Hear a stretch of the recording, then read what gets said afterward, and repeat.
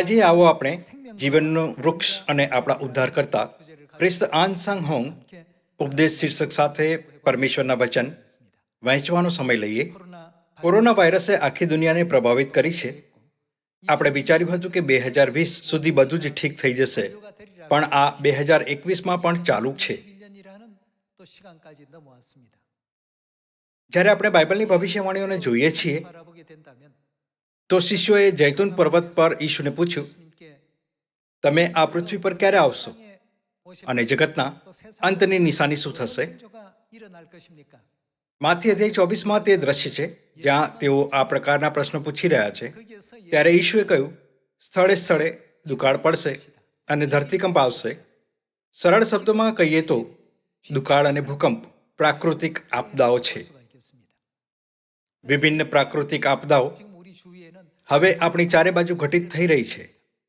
શું corona virus મહામારી પણ એક પ્રકારની આપદા નથી? 2015માં ફ્રાન્સમાં વિકસિત દેશો વચ્ચે હવામાન પરિવર્તન પર એક સંધિ થઈ હતી. હવામાન કરાર કહે છે આપણે પૃથ્વીના તાપમાનને 2 ડિગ્રી સેલ્સિયસ અથવા એથી વધારે ન વધારવું જોઈએ. 2 ડિગ્રી સેલ્સિયસથી વધારે થઈ જતા પહેલા આપણે રોકી દેવું જોઈએ. દરેક દેશ અત્યારે તેના માટે ઘણા પ્રયત્નો કરી રહ્યા છે, પણ આ પહેલા જ 1 ડિગ્રી સેલ્સિયસ વધી ચૂક્યું છે. તાપમાન 1 ડિગ્રી સેલ્સિયસ વધી ગયું હોવાથી તો પૃથ્વી પર ઘણા બદલાવ થવા લાગ્યા છે. મોસમ બદલવા લાગ્યું છે. 6 વર્ષ પહેલા આ કહેવામાં આવ્યું હતું, જો પૃથ્વીનું તાપમાન 2 ડિગ્રી સેલ્સિયસથી ઉપર જતું રહે તો પૃથ્વી કયામતના દિવસનો સામનો કરશે. તેઓએ કહ્યું, આવો આપણે તાપમાનને 2 ડિગ્રી સેલ્સિયસ સુધી વધવાથી રોકવા માટે આપણો પૂર્ણ પ્રયત્ન કરીએ.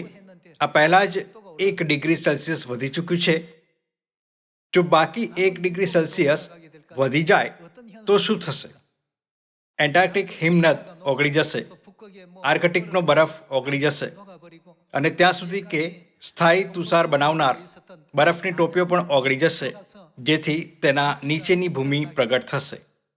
લોકો વિચારી શકે છે ભલે બરફની ટોપીઓ ઓગળી જાય, પણ આ વધારે ચિંતિત થવાની વાત નથી. પણ સમસ્યા આ છે કે જીવજંતુ હજારો વર્ષોથી આ બરફની ટોપીઓની અંદર જામી ગયેલા છે અને તેમને મરવાથી રોકી રહ્યા છે. આ પ્રમાણે વિભિન્ન પ્રકારના વાયરસ જેમનો સામનો માનવજાતિએ પહેલા ક્યારેય નથી કર્યો, ત્યાં નિષ્ક્રિય અવસ્થામાં છુપાયેલા છે. વૈજ્ઞાનિક ખૂબ જ ભયભીત અને ચિંતિત છે કે વધતા તાપમાનના કારણે જો તે બધા વાયરસ એક એક કરીને તેમની નિષ્ક્રિય અવસ્થાથી બહાર આવી જાય તો તેઓ અલગ અલગ જીવોમાં ફેલવાનું શરૂ કરી દેશે, ભલે તે માણસ હોય કે જાનવર. તેથી વિપત્તિઓ અને બીમારીઓ આખી દુનિયામાં ઝડપથી ફેલાશે.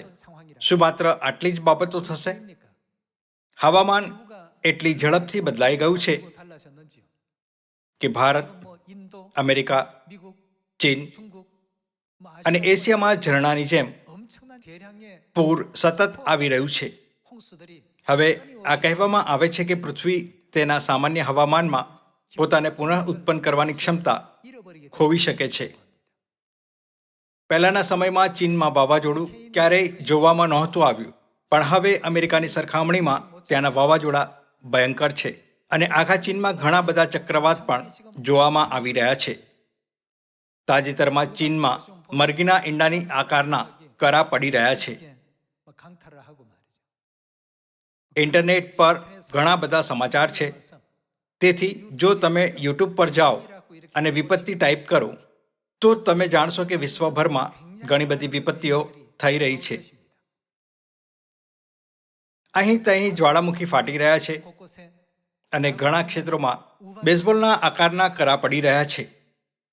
અનિયંત્રિત ભૂકંપોના કારણે દુનિયામાં અફરાતફરી થઈ રહી છે. જ્વાળામુખી હવે એક એક કરીને નહીં, પણ એક જ સમયમાં ફાટે છે. જ્યારે પણ આ ઘટનાઓ ઘટિત થાય છે, હું હંમેશા આપણા ઉદ્ધારકર્તા વિશે વિચારું છું. આપણને બચાવવાના ઉદ્દેશ્ય સાથે આ પૃથ્વી પર આવવા માટે હું પિતા પરમેશ્વર અને માતા પરમેશ્વરનો ખૂબ જ આભારી છું. જો કે લોકોની આંખો બંધ છે, જેથી તેઓ આ તથ્યને નથી જોઈ શકતા. માનવજાતિનું ધ્યાન માત્ર આ બાબત પર કેન્દ્રિત છે કે COVID-19 સંકટથી કેવી રીતે સમાધાન મળે, જેથી તેઓ તેમના દૈનિક જીવનને સ્વતંત્ર રૂપથી જીવી શકે. જો લોકો આ વાતોને જાણી પણ લે તો પણ કોઈ ઉકેલ નથી. તેઓ કહે છે કે સરકાર તેનું સમાધાન કરશે, સંયુક્ત રાષ્ટ્ર તેનો ઉકેલ કરશે. આ જ એકમાત્ર બાબત છે જેની તેઓ ઉમ્મીદ કરી શકે છે.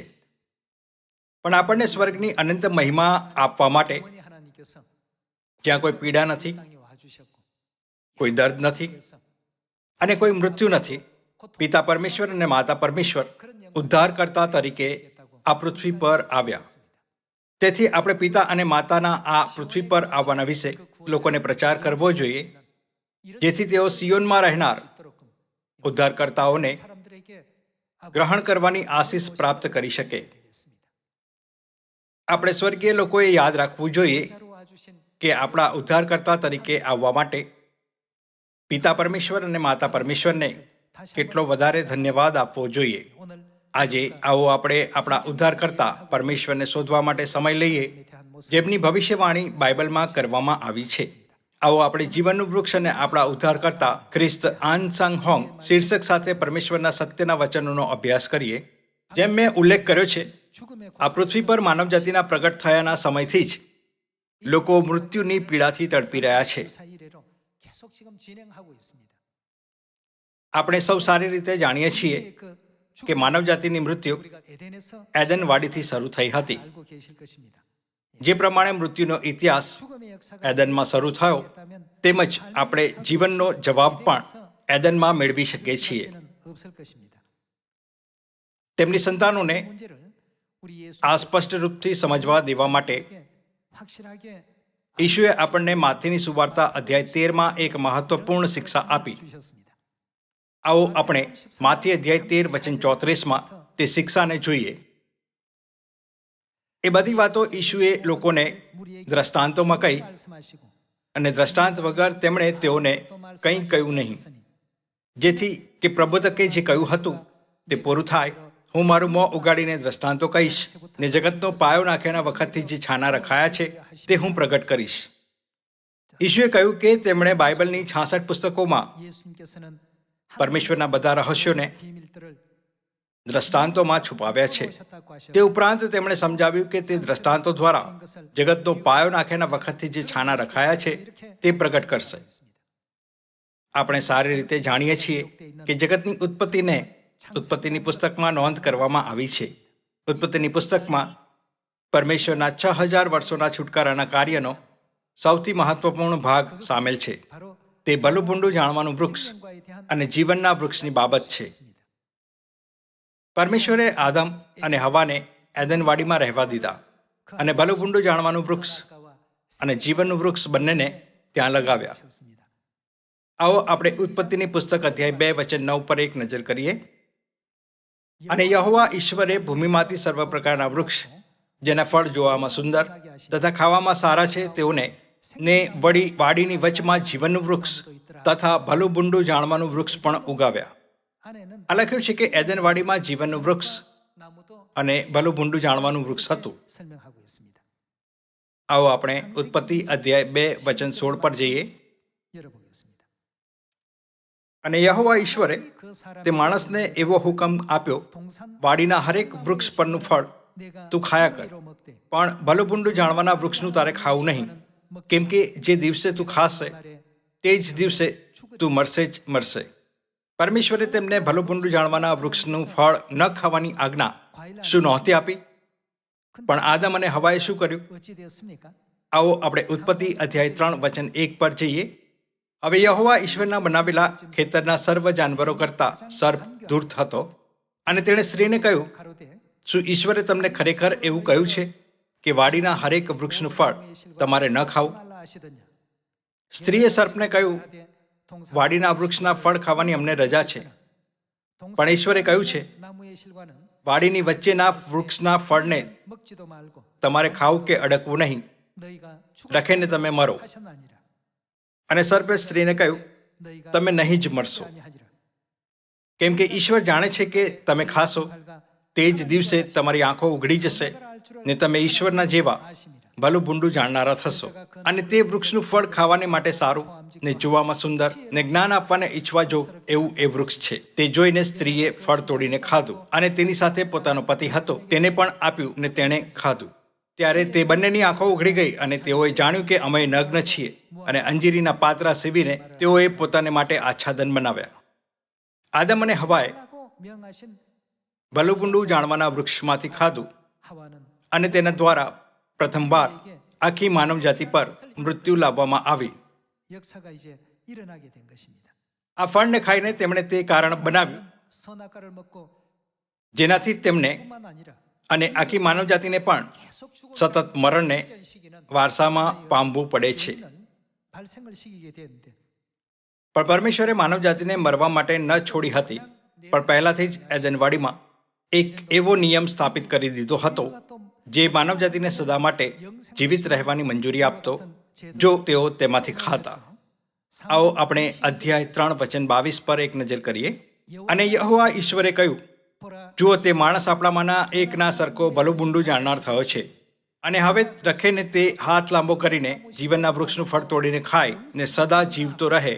જ્યારે આપણે ભલું ભૂંડું જાણવાના વૃક્ષમાંથી ખાઈએ તો આપણે મરી જઈશું, પણ જ્યારે આપણે જીવનના વૃક્ષમાંથી ખાઈએ તો આપણે સદા માટે જીવિત રહીશું. આવો આપણે વચન 23 સાથે ચાલુ રહીએ.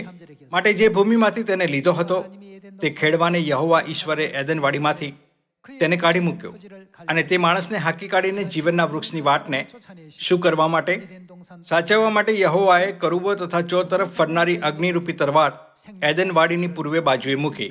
પરમેશ્વરે માર્ગ બંધ કરી દીધો જેથી કોઈ પણ જીવનના વૃક્ષમાંથી ન ખાઈ શકે.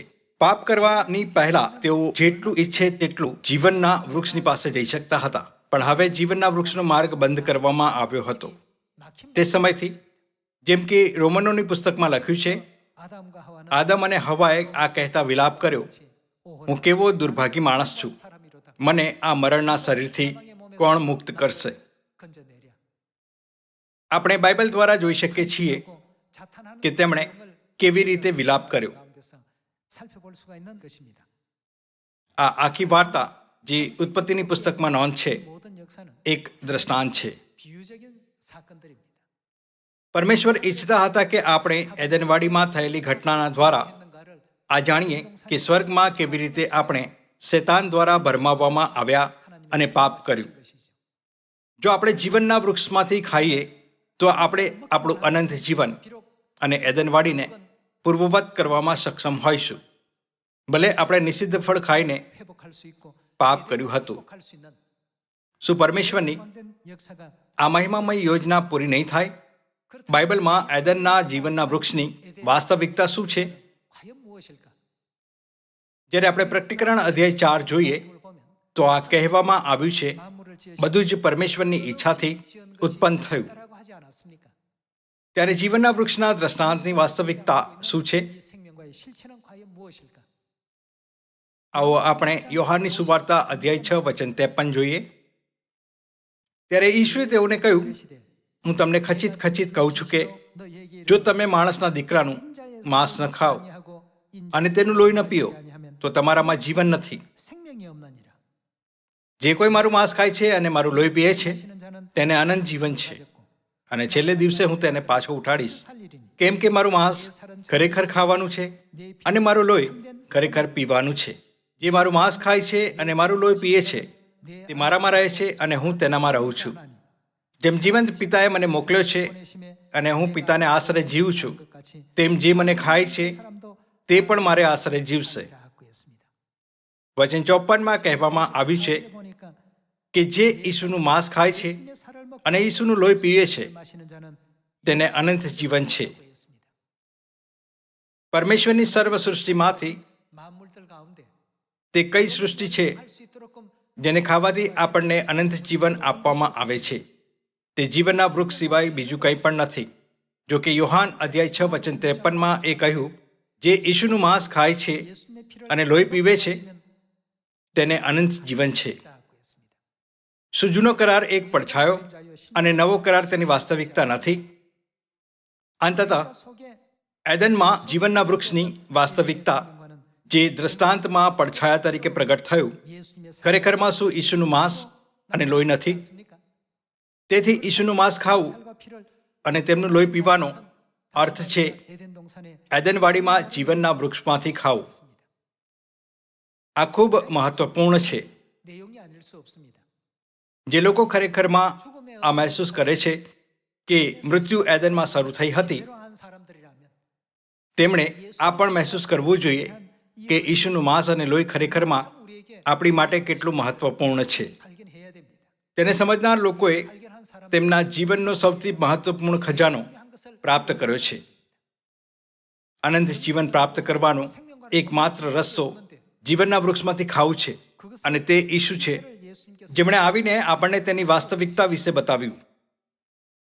માણસના દીકરાનું માંસ અને લોહી એદનનું જીવનનું વૃક્ષ છે. તેમણે આપણને આ તથ્ય પ્રત્યે જાગૃત કર્યા. ત્યારે સૌથી મહત્વપૂર્ણ વાત આ છે કે આપણે ઈસુનું માંસ અને લોહી કેવી રીતે ખાઈ અને પી શકીએ છીએ, ખરું ને? જો આપણને આ સત્ય પરમેશ્વર દ્વારા શીખવવામાં આવ્યું છે, તો આપણે ક્યારેય પણ સંસારની કોઈ પણ વસ્તુથી ઈર્ષા નહીં કરવી જોઈએ. ભલે કોરોના વાયરસ આખી દુનિયામાં ફેલાઈ ગયો છે અને લોકો હવામાન પરિવર્તનથી નષ્ટ થઈ ગયા છે, પણ શું આપણે હજી પણ સ્વર્ગના અનંત રાજ્યની આશા ન રાખવી જોઈએ? શું આપણે આખી માનવજાતિ પર દયા કરીને ઝડપથી આ સુવાર્તાનો પ્રચાર ન કરવો જોઈએ? પરમેશ્વરે આ પૃથ્વી પર એવા નિયમોની એક શૃંખલા સ્થાપિત કરી છે જેથી આપણે ઈસુનું માંસ ખાઈ શકીએ અને તેમનું લોહી પી શકીએ છીએ. આવો આપણે માથેની સુવાર્તા અધ્યાય 26 વચન 17 જોઈએ. અને બેખમી રોટલીના પર્વને પહેલે દિવસે, પાસ્કા અને બેખમી રોટલીનો પર્વ 3 વારના 7 પર્વોમાંના પ્રથમ સમૂહમાં આવતો હોવાથી, તેથી બાઇબલ પાસ્કાનું વર્ણન બેખમી રોટલીના પર્વને પહેલે દિવસે તરીકે કરે છે.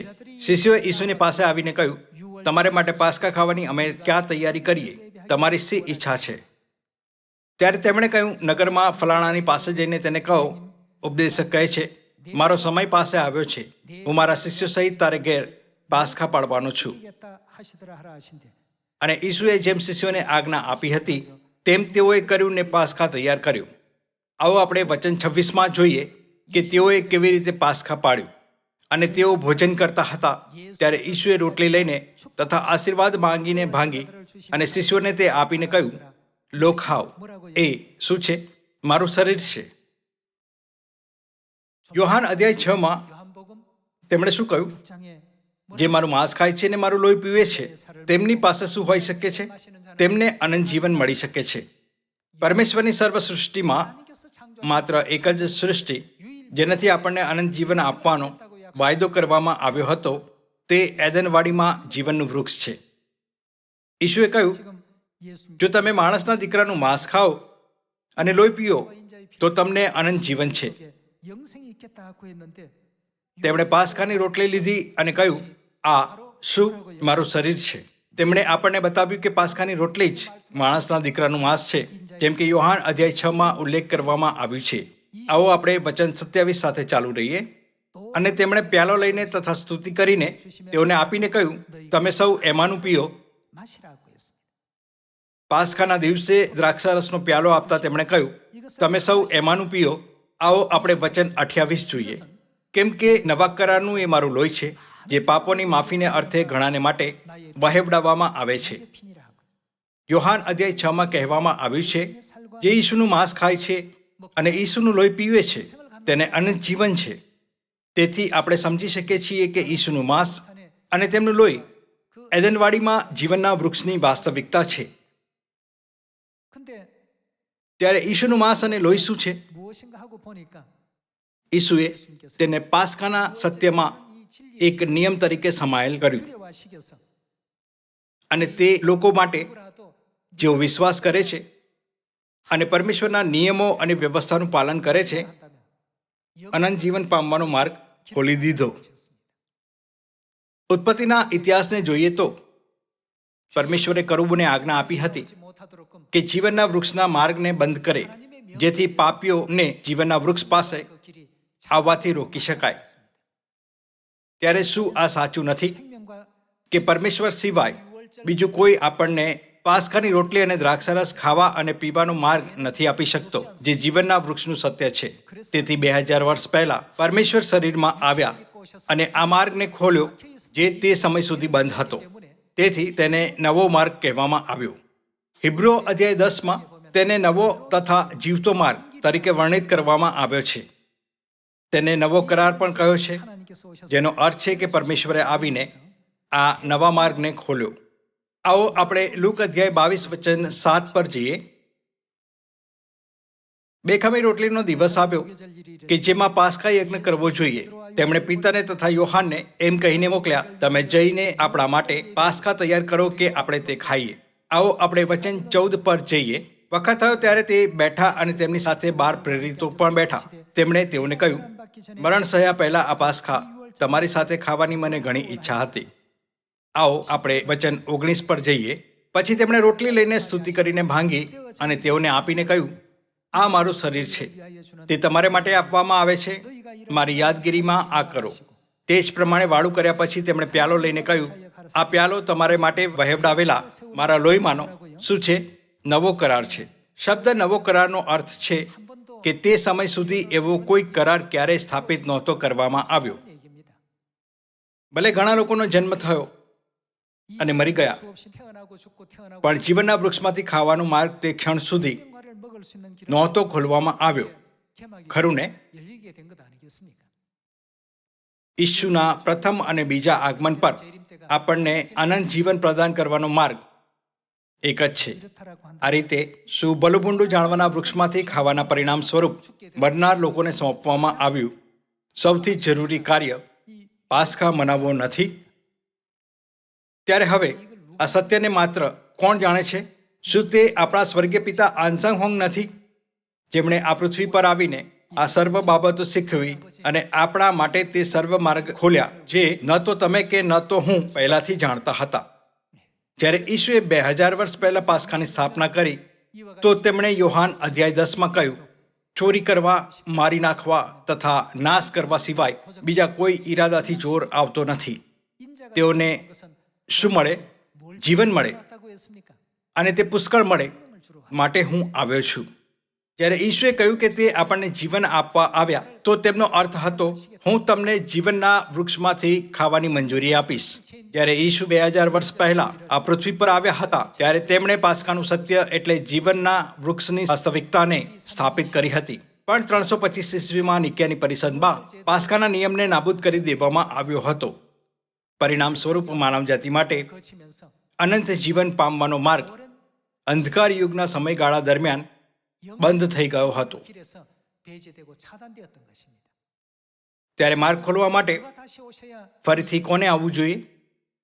ત્યાં સુધી કે ધર્મશાસ્ત્રી અથવા તેઓ પણ જે ઘણીવાર બાઇબલ વાંચે છે, આ સત્યની શોધ નથી કરી શકતા. શું આ સમસ્યા કંઈક એવી નથી જેને માત્ર ઉદ્ધારકર્તાના આવવા પર જ ઉકેલાઈ શકાય છે?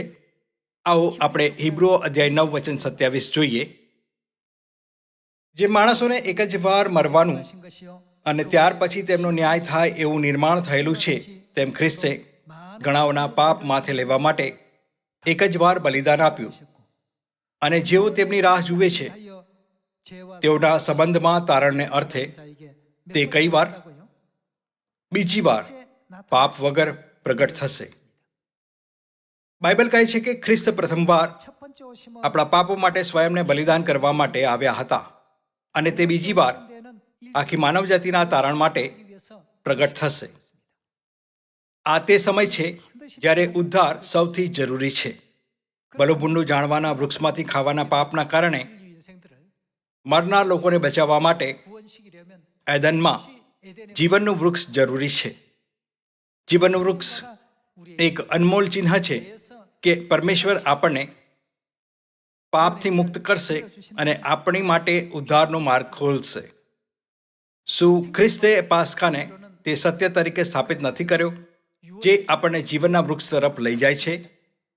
આ કારણે જ્યારે ખ્રિસ્ત આ પૃથ્વી પર બીજી વાર આવશે, તો તેમને નવા કરારના પાસ્કાનું સત્ય જરૂર લાવવું જોઈએ. આ ચોક્કસ પ્રમાણ છે કે તે આપણા ઉદ્ધાર કરતા છે, જેમની આપણે રાહ જોઈ રહ્યા છીએ. તેમનું બીજું આગમન એક ચોક્કસ સમયે થવું જોઈએ. બાઇબલની ભવિષ્યવાણી પ્રમાણે જ્યારે અંજીરીની ડાળી કુમળી થશે અને તેને પાંદડા ફૂટશે ત્યારે ઉદ્ધારકર્તા ચોક્કસ આવવા જોઈએ. પરમેશ્વરે ચોક્કસપણે તે સમયે ફરીથી આવવાનો વાયદો કર્યો છે. તે કોઈ પણ અનિયમિત સમયે પાછા નથી આવતા.